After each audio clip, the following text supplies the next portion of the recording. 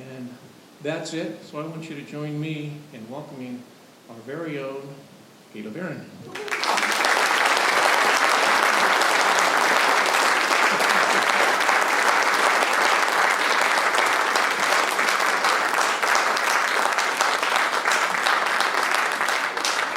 Thank you, Mike.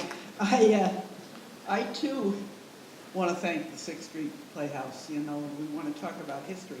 We've come a long, long way in theater in the last 40 years around here. I think I'll mark it. Mark it. It's right. Not me, I got a handicap plate. It's the only good thing about arthritis, let me tell you. Okay, yes. The reason I called you all together here is to talk about history, to talk about Santa Rosa history. Now, as you know, history is a very serious business, no doubt about it. We don't make light of the Black Plague, or the Inquisition, or Hitler, or the centuries of assassinations, massacres, and terrorism, the evils, as Hamlet would say, that flesh is heir to, the things we don't want to remember. But it isn't all like that. There are so many things we don't want to forget. Tyrants toppled, freedoms won, the stories of great men and women who have invented and argued and fought and improved the human condition and altered the course of history. And then there's nostalgia, which is another way not to forget. That's defined by Webster as a wistful desire to return in thought or fact to a former time in one's life, a sentimental journey. Now, Wikipedia, which is always anxious to impress, goes well beyond Webster in defining nostalgia, a Greek compound word consisting of nostos meaning homecoming and algos meaning pain or ache. In less clinical usage, nostalgia refers to a general interest in the past and their personalities and events, especially the good old days from one's earlier life. Now, this kind of nostalgia is the kind that I used to foster in the form of a gimmicky game called Old Older. And it's the kind of thing that tonight we're calling quirky, offbeat, even silly, maybe. And it may come from a word meaning pain or ache, but nostalgia seems most often to be the things that make us smile, or even laugh out loud when we remember, maybe because they seem so strange to us now. They didn't then. Well, some of them did. But if you were a teenager in Santa Rosa in the 1940s, your triggers would be things like the Winkin' Lantern, or the Wink as they called it, or the milkshakes at Bouck's, or the joy of being declared old enough to ride the little yellow bus downtown to the children's library. In the 50s, we drove around the courthouse, cruised forth, gathered at Gordon's Drive-In, or the Eat and Run, Scarf and Barf, I believe is the term. Teenage girls wore dish towels for scarves and bobby socks, and boys wore Levi's styled as hip hangers, and Hawaiian shirts and DAs. And if you don't know what DA means, you're either too young or too old. Dutch Floor was the police chief, and he ran the town like a benevolent dictator. He was known to put a giant hand on a kid's shoulder, maybe you've had that happen to you, some of you, and hand him a dollar bill and tell him to go get a haircut. And he was the law west of the Pecos, there was no doubt about it. The 60s was the coffee house era, La Bottega on Santa Rosa Avenue, run by Ted Binkley and Gus Bouchard. Gus Bouchard, incidentally, went on to become the chancellor of the California Junior College system. I just thought you might like to know that. There was later a bookstore and a coffee house there called the Apex, which Chief Floor viewed with even more suspicion than he viewed Bottega. He thought perhaps, maybe, that something called marijuana was changing hands among the customers. Now, out of all these times came some good stories. true stories, some of them that now seem stranger than fiction. There's always some universals, things that people that all of us of a certain age remember, but not always in the same way. And I think Pepper is a good place to start. How many of you remember Pepper? I should have said how many don't remember. Well, there's a quirky history for you. Pepper, her real name, well, it depends on what day you ask her. I have only 2 names to offer. They would be surnames. Her maiden name was Garcia, her married name was Darden. But if you asked for her real first name, sometimes you got Florence, sometimes you got Linda, sometimes something else. But it was always followed by, don't call me that, call me Pepper. And it wasn't a request, it was an order. She was born in Salinas. She had relatives in King City who wanted nothing to do with her at all, and I know that because I contacted them on her behalf when her husband died. She had been at Sonoma State Hospital since childhood, and she was released in 1942, or right about there, when many of the high-functioning patients were allowed to go into the community if they could find work. Pepper hired on as a housekeeper for a Santa Rosa family, and then she met and married Paul Darden, a tall, shambling, good-natured guy who was a janitor at the Occidental Hotel on B Street. And they lived in a rented house on Humboldt behind Stone's Furniture.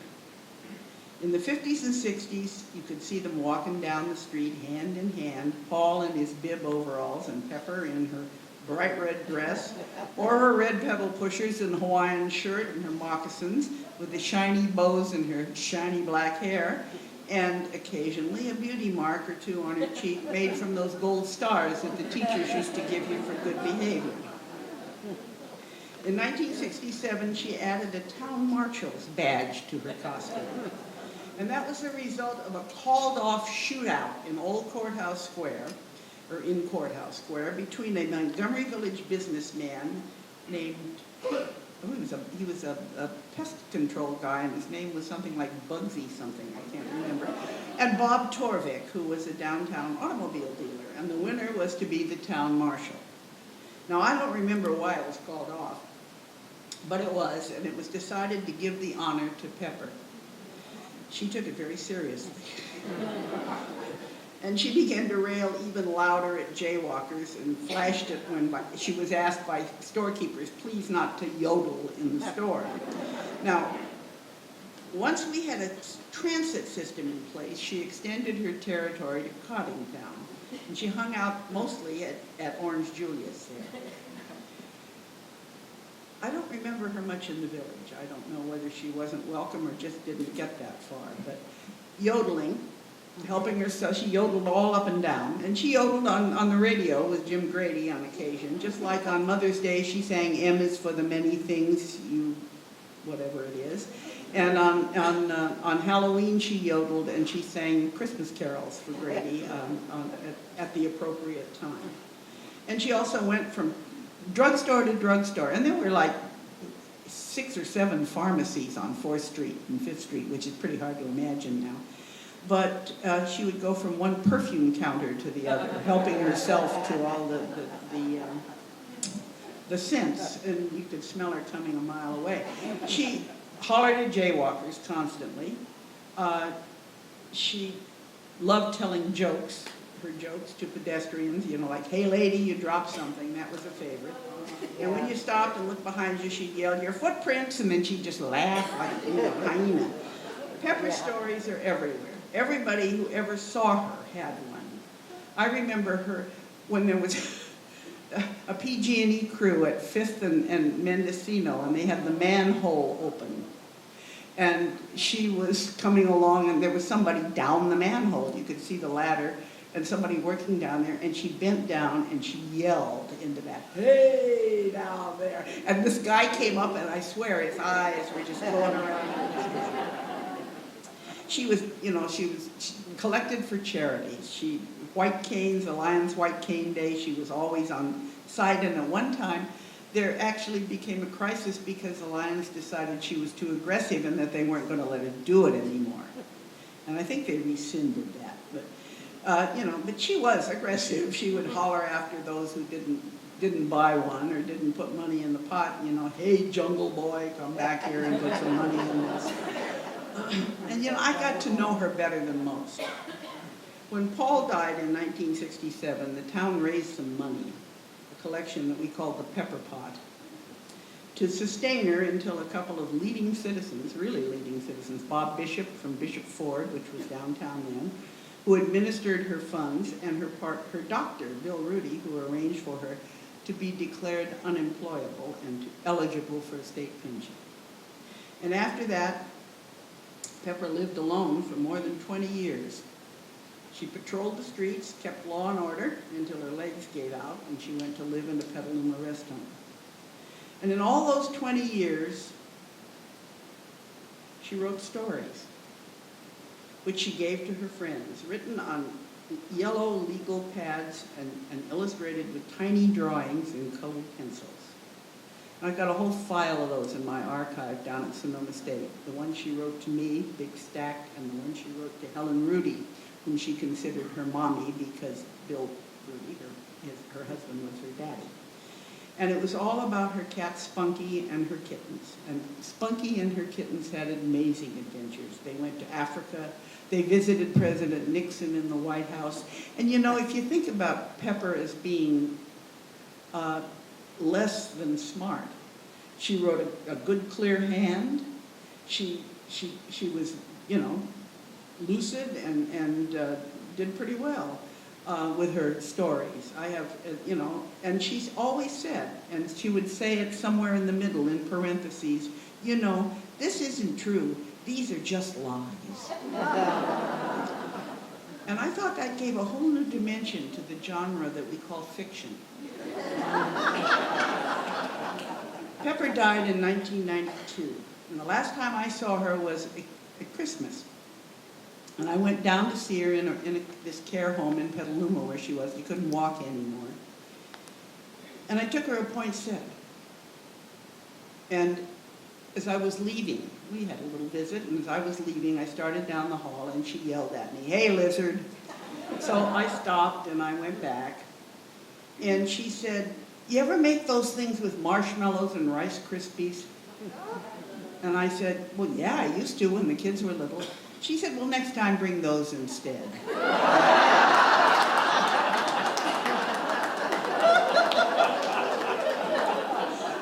A piece of work.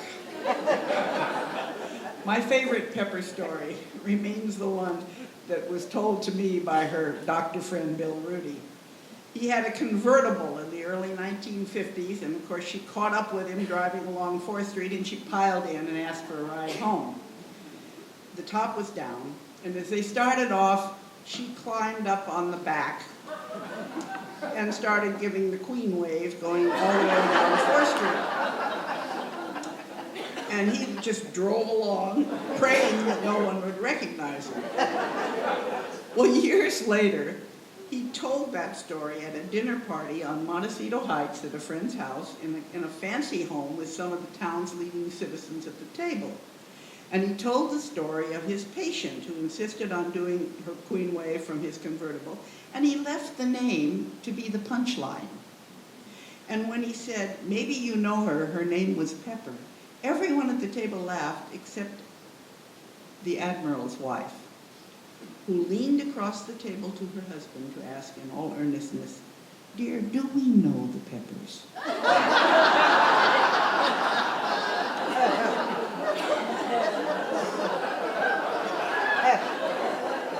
You had to live very high on the hill, too.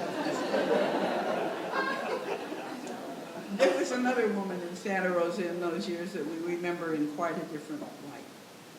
Let me tell you a quick today story. About a month ago, I got a letter at the office from a Windsor woman who told me that she had found and purchased a photo album from the Salvation Army's treasure table up at Lytton, and she thought it might be somebody important and asked if I would like to look at it.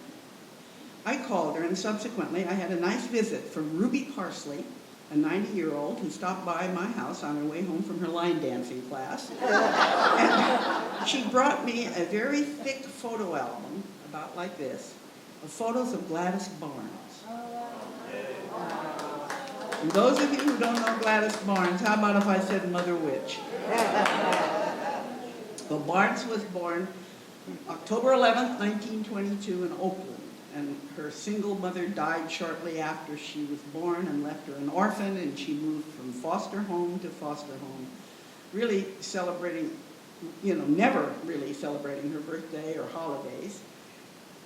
And that's why holidays, traditions were so important to her.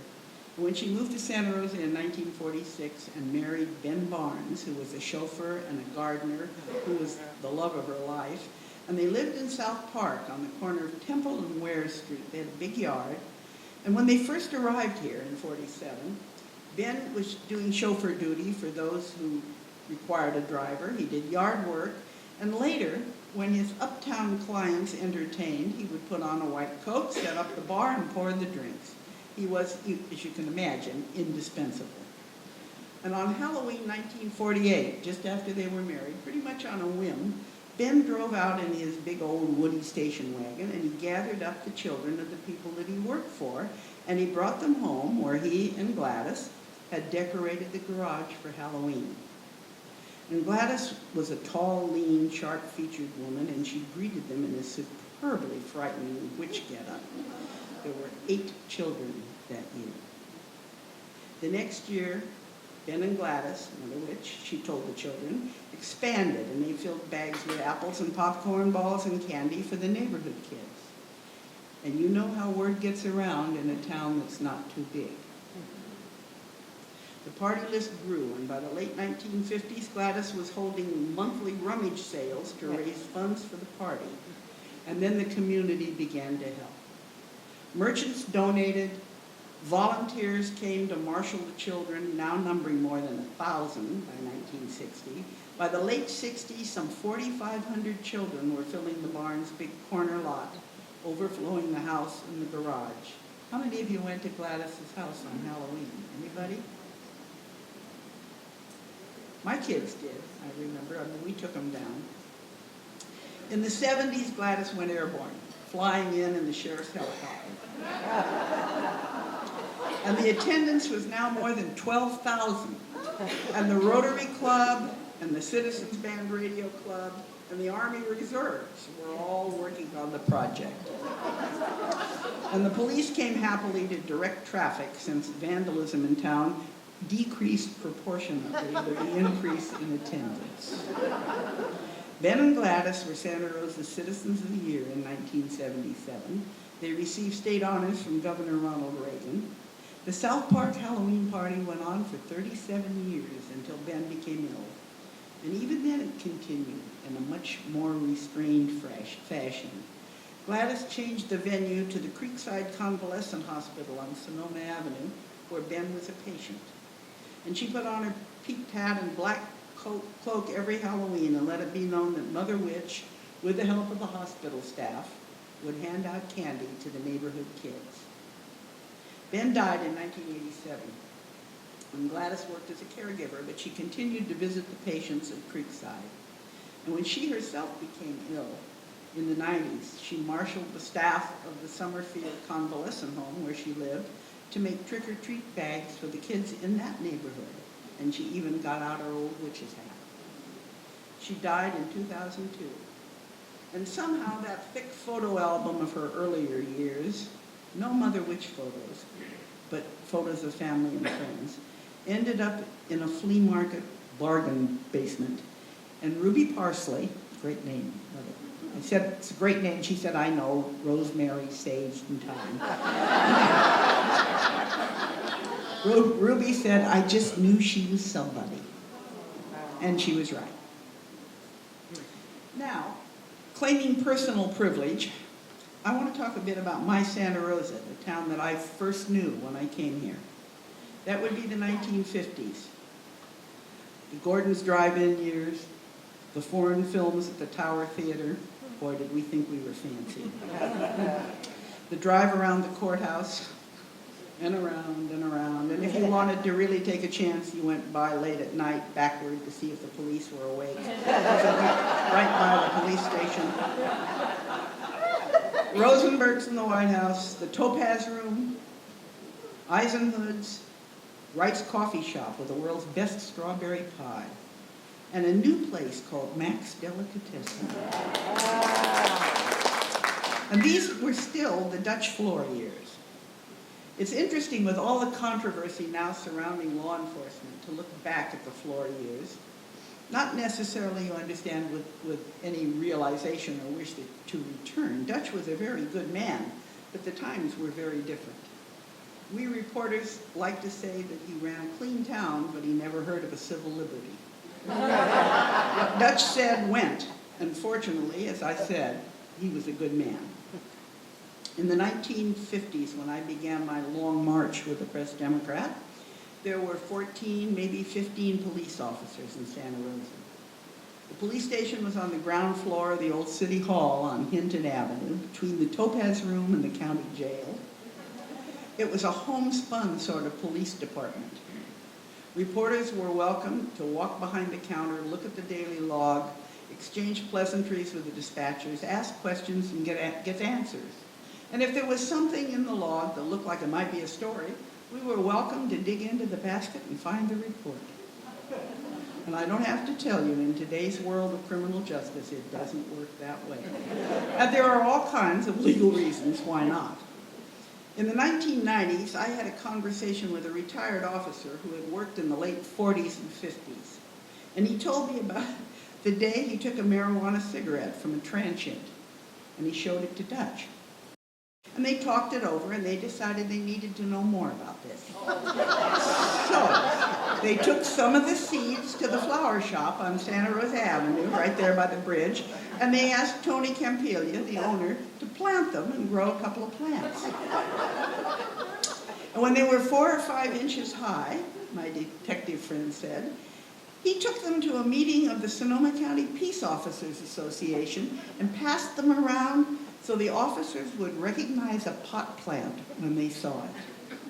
They'd never seen one before. Now, no subject can touch law enforcement for amazing stories of days gone by. Hopefully one day soon, the Historical Society of Santa Rosa, whose members, Smokey Sverko, who was a retired policeman, his real name is Rodney, will talk about his adventures in the 60s, and he has stories to tell. The tales that I have heard are from officers earlier than that. I'm sorry to say long gone, but the stories still make me laugh out loud. One story takes place in a bar called the Sport Club. The owner called police at 2 o'clock closing to help him with a patron that refused to leave. He'd been sitting there all night, the bartender complained, with his elbows on the plank and his face resting on his hands, and as it turned out, he was dead.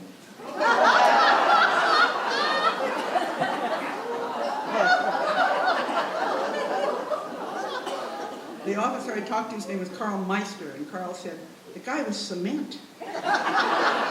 Solid as a rock, he'd been dead for hours. He said they called the coroner, and they had laid him on the stretcher. He was in the same shape. They couldn't flatten him out. And that's just one of many adventures. One involves a businessman with a reputation for, as shall we say, an imbiber. He was out on the town and he ran out of money, so he went to his store on B Street, opened the safe, took out some cash and slammed the door. And it was a double door safe, and he caught his tie in it up close. Fortunately for him, a foot patrolman making the rounds after the bars closed saw the light on and checked. And the officer found a pair of scissors and cut the tie off. Tell him I'll call it back, okay? Called for a car and took him home. And this guy is the same guy who was involved in my favorite 4th of July story. In the day when fireworks were legal and much more explosive, there was a liquor store owner on 4th Street that sold them every year. And he had a window display full of rockets and crackers and cherry bombs and the like. And our friend went in there to buy a pint, and on the way out, he passed the window display and tossed in a cigarette butt. A cigar butt, I think it was. It blew out the window, It sent rockets into the air. The poor store owner, who happened to have been a World War I veteran who had been in the Lost Battalion, dropped down to his knees and then his stomach and did a combat crawl under the swinging half doors that led to the saloon next door. It was spectacular. Just spectacular. Our friend came back the next day and paid for the damage, but the story never went away. Now, it's interesting to think about what an alcoholic society it was here 50 years ago. There were 30 bars between E Street and the railroad, mostly on 3rd, 4th, and 5th. And they ran the gamut from the fancy schmancy Topaz Room, which, with its original owners, was posted off limits to enlisted men during World War II. Only officers could go to the Topaz Room. And then there were places like the Squirrel Cage, which my husband used to refer to as a real armpit bar. It was across A Street from the post office.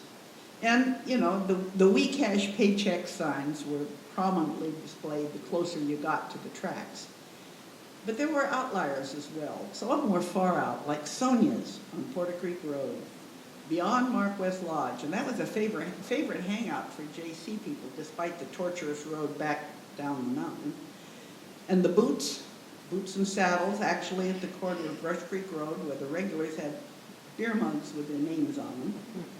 And for the sporting crowd, there was, and still is, as far as I know, the 440 Club, where in those days Norm Maroney, the owner, was also a font of local baseball lore and the manager of the beloved Santa Rosa Rosebuds. I've left out a couple of dozen. You can make your own list. But I do have to say something about Clake's. Where Hank's is now, at Farmers Lane and 4th Street, that was Clake's. It was built originally as the Old Trail Inn in the Depression years, and believe it or not, it was a tea room.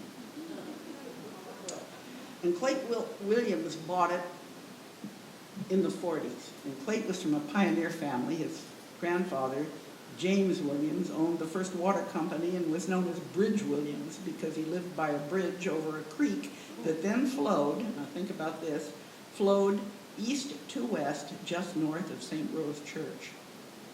It's probably still under there. A long, long time ago. But you do wonder where it went, don't you? I do. But I digress here. Bridge Williams' grandson, Clake, ran a museum-quality bar. Best tradition of the Old West. It had traditional deer heads, maybe a moose, I don't remember. Probably one of those jackalopes that all the old bars used to treasure, you know, the rabbit with the antlers. And Clake's son, Ray Williams, who retired from the forestry in Del Norte County, wrote me many letters a dozen years ago, reminiscing about the town he grew up in, he was 81 then, and sharing stories about his father's tavern. And he talked about the old boxing pictures and the posters on the wall. And I remember Clake's. I was in there when I wasn't old enough to drink like everybody else.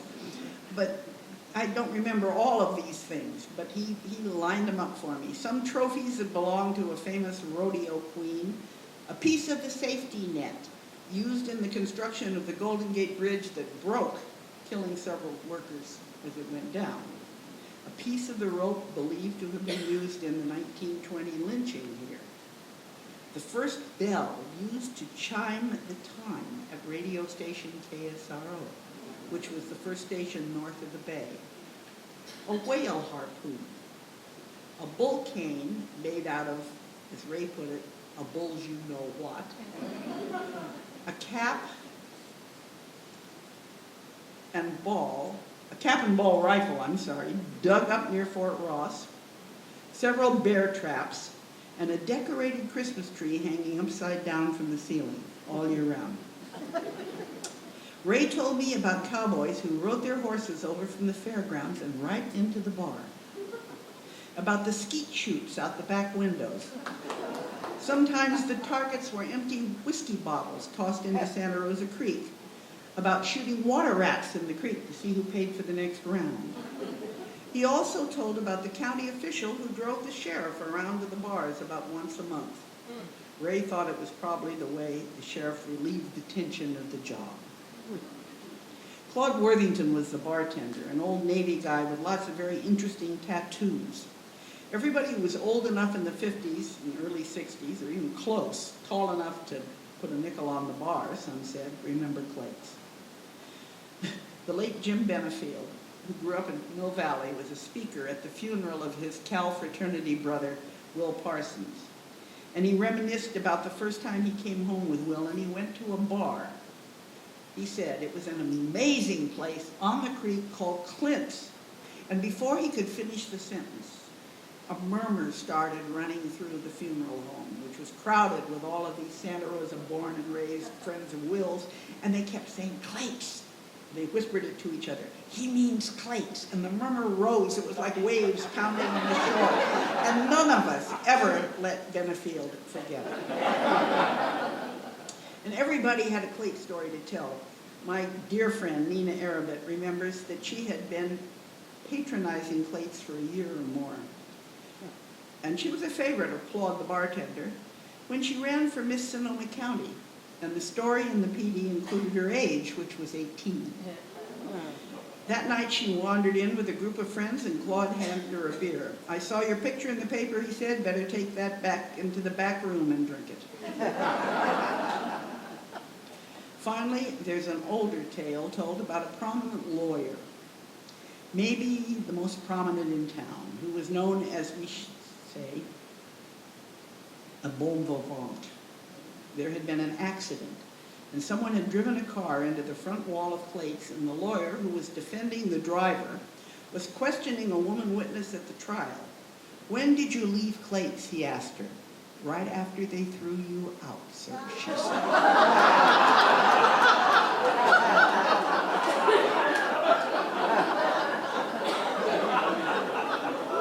Lawyer stories. Well, now that's another subject, but for another day.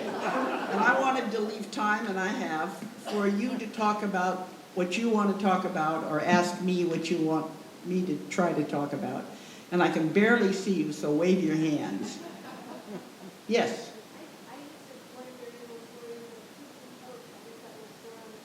Dokes, yeah? Yeah.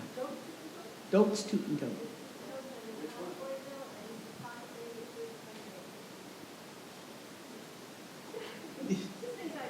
Things you miss. Okay, anybody else got things they miss? I missed the joke shop next to the bank. The what? The joke shop next to the bank. Oh, yeah. Oh, yeah. Yeah. Yeah. Anybody else? How about pepper stories? Somebody must have pepper stories. Yes. Oh, the crystal. Well, that crystal, that's in the 70s. Now you're getting up into... Sal Rosano is here somewhere, and I promised him I wouldn't talk about the 70s.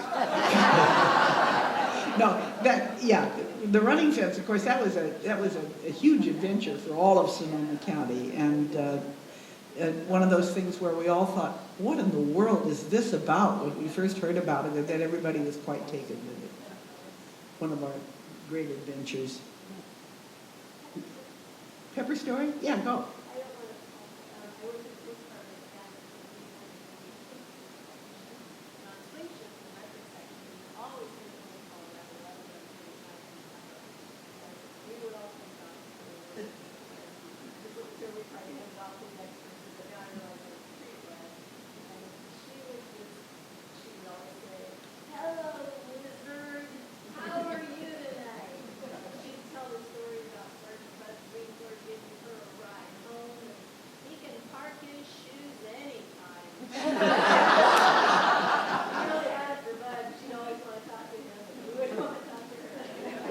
The police were really good to Pepper. That whole era police department, they gave her rides home, they looked after her.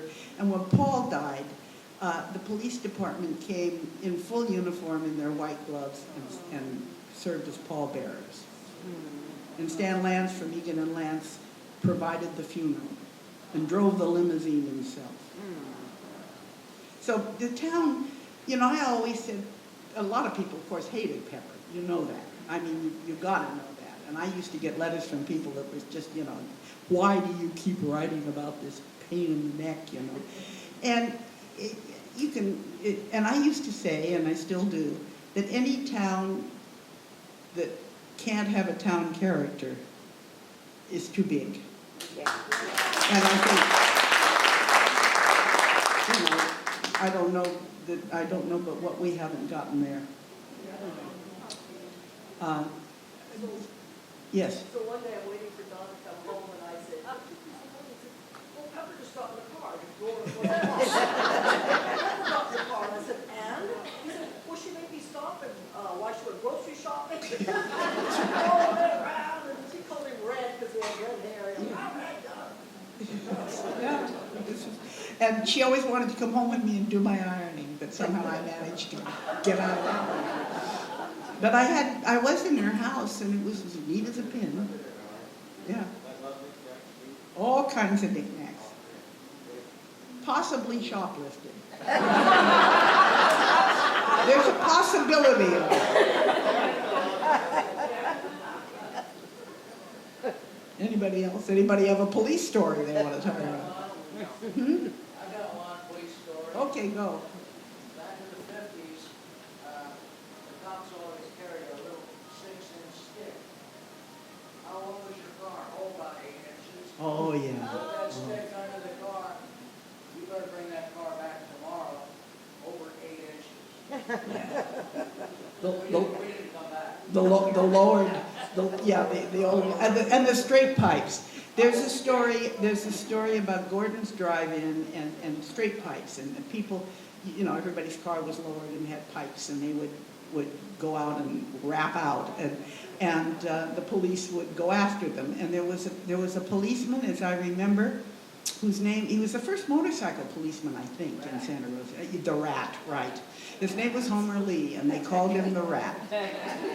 And there is a story which I cannot substantiate because the police at the time didn't want to talk about it, that some people, some gentleman, younger gentleman, he used to park across 4th Street from Gordon's Drive-In and wait until, and in those days you could drive through from College Avenue to 4th Street through the drive-in, and people did a lot.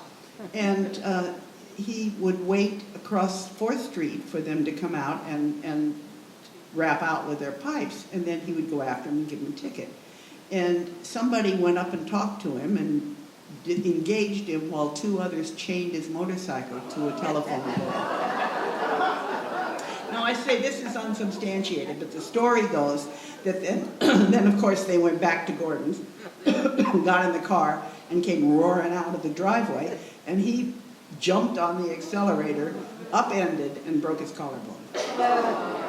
But that's, I can't say that's true. Yes? Well, I had the good fortune of working in the evenings at Wright's Coffee Shop. And the owner then was Neil Hudson. Yes. And I was my first week there, and I was working at night.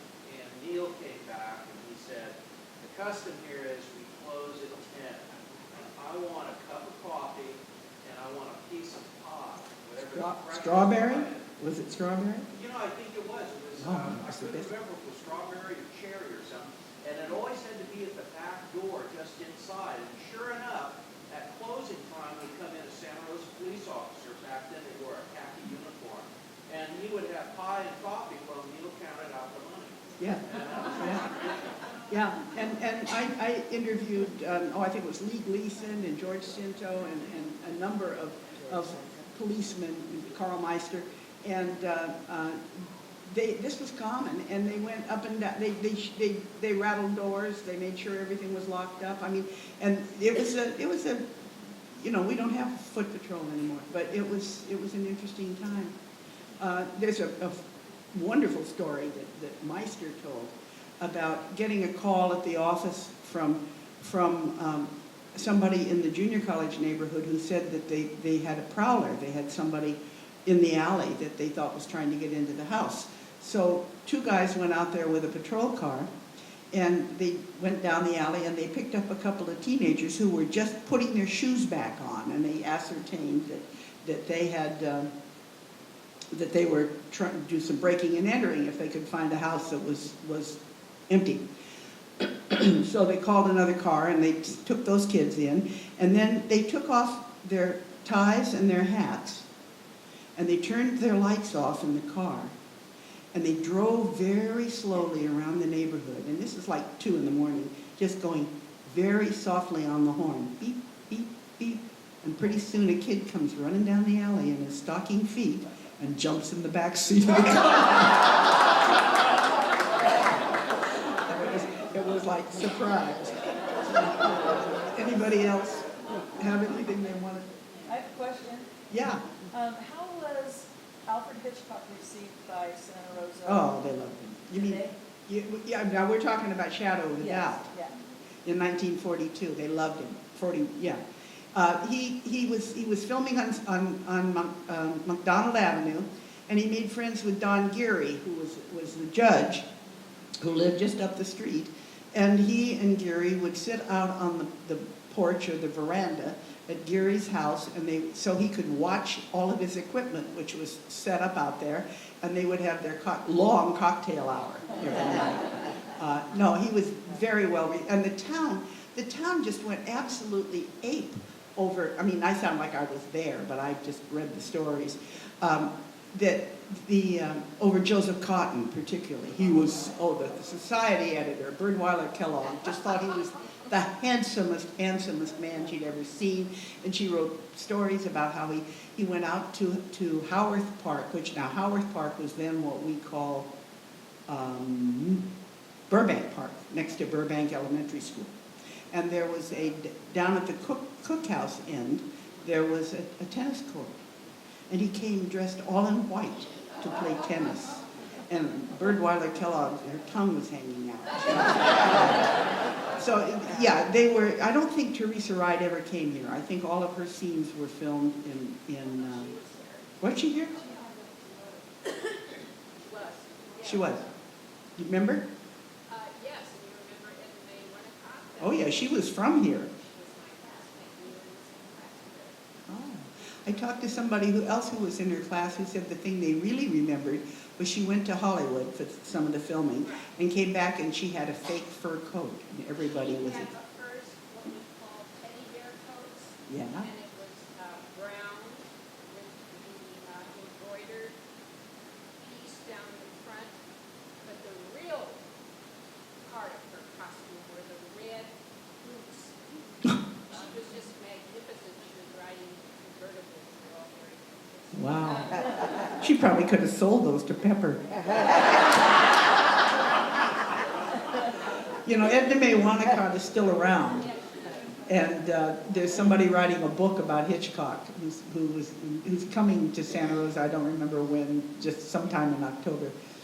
And I mean, he's coming just passing through, but he had already, we've been emailing back and forth, and he had visited with Edna May Winnicott. I think she lives in either Arizona or New Mexico, and had a nice visit. She was in Paradise for a while, up that way, but now she's down south. Do you have any stories about the grocery bus? The grocery bus, you mean like Aragonis? No, it was like a man named Frank that sold gray, I think it was Greyhound, he had it painted, I think blue maybe. He used to come up with the town and country neighborhood up Montecito Avenue and stop the first block in front of the P's, go up the next block, stop there, around the corner and come down on Grand Drive and Was he delivering or was he selling? selling. I'll be darned. No, I've never heard about that. Go out the back, get produce, popsicles. There you go.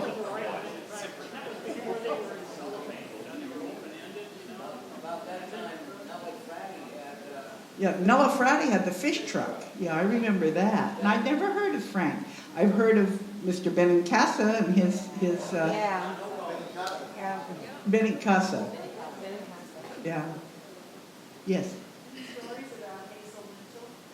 Well, yeah, but that's not Santa Rosa. That's Bodega Bay, and we're in the center of lots of stories about Hazel Mitchell. In fact, the museum is just getting ready to do a show on the 50th anniversary of the Hole in the Head of the the power plant that wasn't, and there's a lot of Hazel in that, I'll tell you.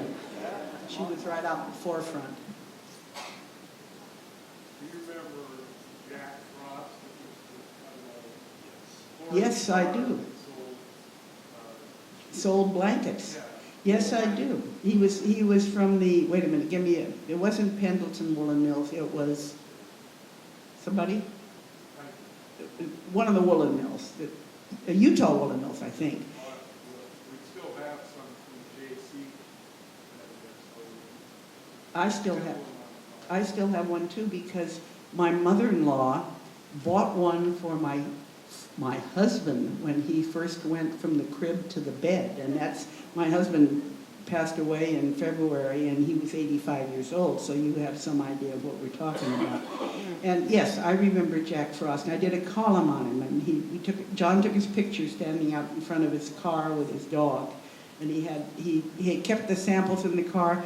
And you know, at the time I did the column, I talked to the people at the woolen mills, and they told me that he was the last salesman of that type on the road, and that they kept him there and let him do that because it was so important to him, and he could stay as long as he wanted. And you know, that's pretty cool. Anybody else? Where? Can't see. I can't see. There you are. Yes, ma'am. Does anyone know what happened to the Santa Rosa sign that used to hang across the I don't know what happened to it. The one that said the gateway to the Redwood Empire. Yeah, I don't know. We have a lot of things that disappeared. The drinking fountain from in front of the old library, the drinking fountain at the corner of the courthouse. There's all kinds of things that vanish. Somebody's got them. Yeah. Yes, back there. Hi, do you have any information about Tom Campion? Oh, Tom Campion was who's that back there? Yeah, okay. Yeah, Tom, I'll let you talk, but Tom. Yeah, you've got information there? Yes, I do. Good, okay. Tom Campion was a bailiff in the courts, and he, well, you go ahead, you tell him. Well, Tom Campion started the boys club on the bottom floor of the old courthouse in 1946. I moved here in 47 and joined the boys club. We had a boys club drill team. When we got to be 17 years old, we could no longer stay in the boys club. So we voted and took the name Campions, and the rest is history. How many times did the Campions win the National Drill Team Championship? 13 times state, 5 times national. We were on TV in Chicago, LA, Milwaukee. Greatest years of our lives. Yeah.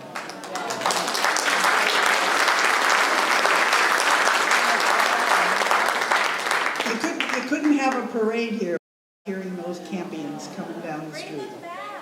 Okay, we did it.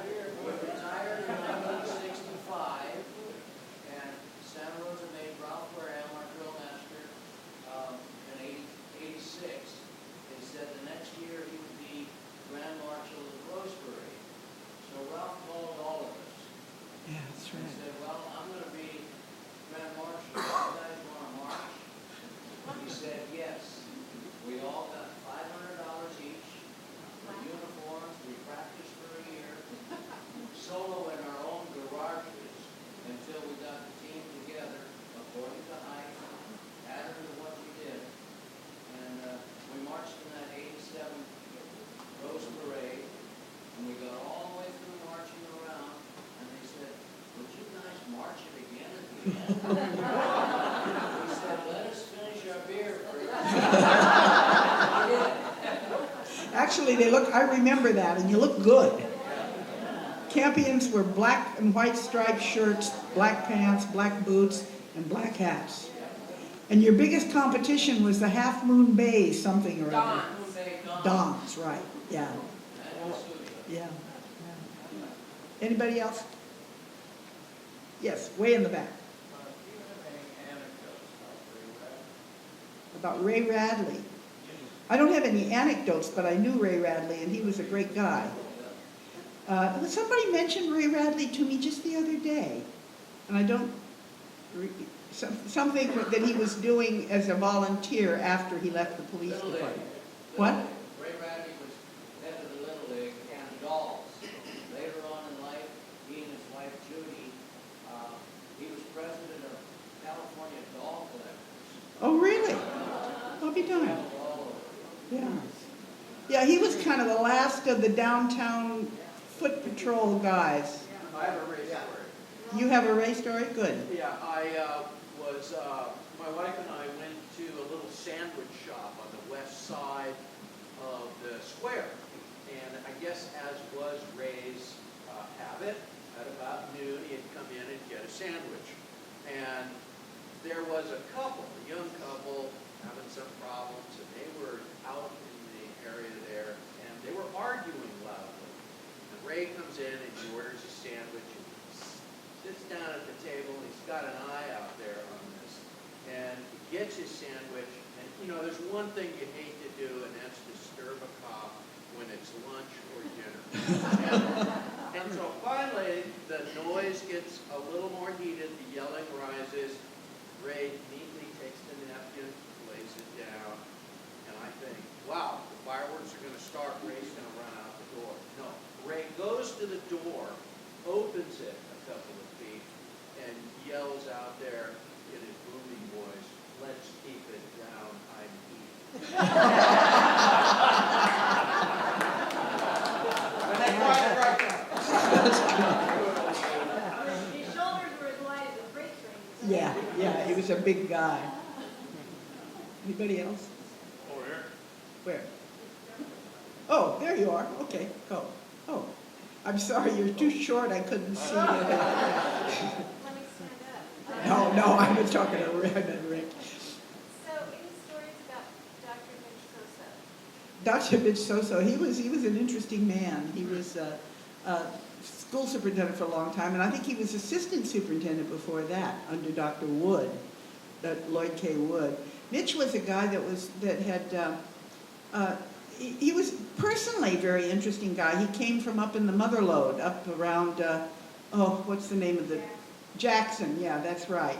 And his family were Serbs or from that part of the country, and he was very proud of his heritage. Interesting man. That's all. I don't have an anecdote about him. I don't tell anecdotes about school principals. Yes.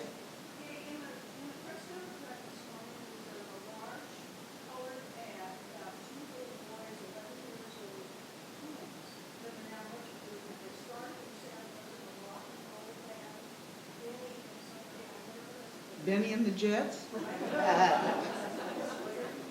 I don't know.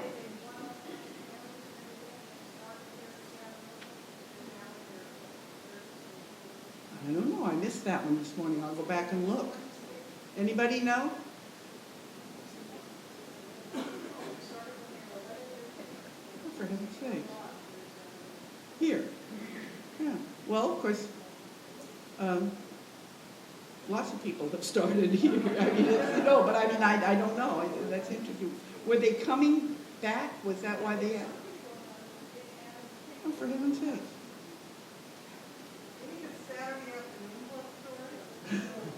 Well, the only good, my favorite Saturday afternoon club story is, and I don't think they do it anymore, but it's been fairly recently that women had always went by their husbands' names. When I went there to speak the first time and they asked me to come and talk about something, I don't remember what, they introduced me as Mrs. John LeBaron. And all the women were Mrs. somebody, and if they were divorced, then there was a protocol you followed where you went with your Mrs. and with your married name and I remember Roby Gemmel, who was the society editor of the paper, always her formal name was Mrs. Laughlin Gemmel on second reference, because her maiden name was Laughlin. So that on second reference, you could call me Mrs. John LeBaron, but on second reference I would be, if I were divorced, which I wasn't, I would be Mrs. Notley LeBaron, which is, weird. So far as I know, I think they've gotten over that. And I've been to Saturday Afternoon Club talks fairly recently, and there's a small group that's still, that have been there a long time, that are still meeting and doing good things. Anybody else? Yes, Mrs. Jones. I was at the grand opening of the Flamingo Hotel. You heard what? Yes, the water went off. I mean, it didn't go on when it was supposed to. Yeah, things were a little dicey about the food and the water. But the thing I remember about it, I think it was about the second date I ever had with my husband. So, 56, something like that. 57 maybe.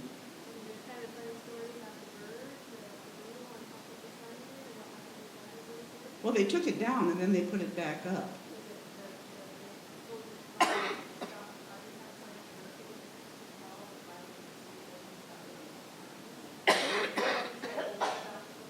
Well, I don't think the Flamingo had anything to do with the Coddingtown sign.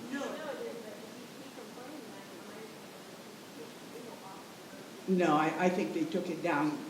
An owner took it down because it needed repair and didn't want to bother with it. But they put it back up. The new owner.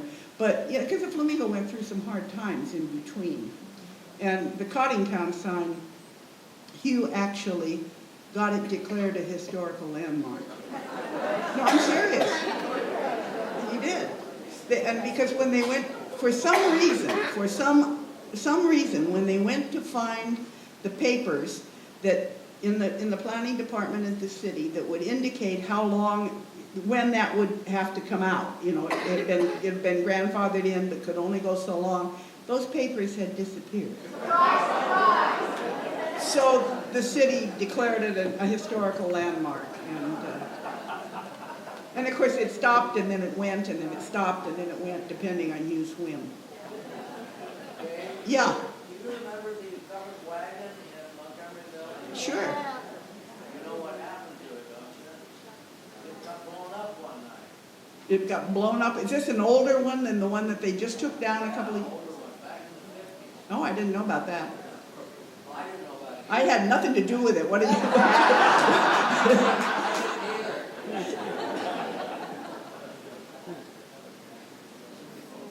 Yes, Tanya? Any stories about Eric J. O'Donnell in the beautiful clock tower in the square? In the square? With the, oh, you mean upstairs? The law offices? No, just that that's their offices, still is. That was the Empire building. That, yeah, it was originally a bank. And it was the Bank of America. And then Henry tells a wonderful story in his book about how he happened to buy the Empire building, or how it became the Empire building. It was the Bank of America, and he ran into Joe Lombardi, who was the bank president, or the local bank manager. And they had just moved over to where Corix is now. They had moved over onto 4th Street. And the bank was empty, and Joe, it was for sale. And Joe Lombardi said, you know anybody who wants to buy the bank? We want, I forget, I don't count, I mean, the figures don't matter, but because I don't remember them. But he said something like, we want $100,000 for it. And Henry said, on a whim, well, I'll give you $80,000 for it if you'll give me a $70,000 loan. And Lombardi said, well, that's not going to happen. And he walked, snickered and left. And then he called him about a week later and said, were you serious about that? And Henry said, well, only if you can get the provision removed that I can't put any financial institution in there. And he said, oh, that'll never happen. And Henry said, well, it's off. And then a week later, he called back again and said, I think we can do that. So then Henry had this building that needed repairs and didn't know what to do with it. So he talked to a woman who had the business college, a little business college here, and said, if you come to work for me, you can let's put a business college in there. And that was the beginning of Empire Business College, which Henry's wife named the Empire Building. And of course, that's been a huge success. Somebody asked Henry what his proudest accomplishment was. And he said he knew it wasn't a charitable thing, you know, but he was proudest of Empire College because so many people had gotten a different slant on life there. Okay, anybody else? Have you ever thought of publishing Pepper's story? Well, I don't know how good a read they would be, but because, you know, I mean, they're rambling on about Spunky and her kittens. It's, huh? Your kind of story. I don't know what the copyright is on that. I'd have to figure that. I guess she gave them to me. They're mine.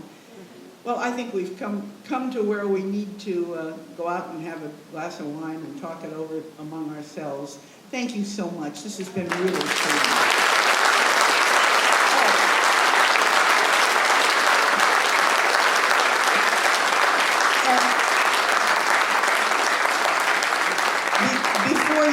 Before you go, I want to add just a little bit to what Mike said about the Historical Society of Santa Rosa. You know, this is something that I just think is a great idea. I don't know whether you realize it, but, you know, we have a Sonoma County Historical Society, which is very active. And every town, burg, hamlet, and crossroad, as well as every other town in Sonoma County, has a historical society. And we don't. And we didn't, and we do now, and it's time. And thank you all very much.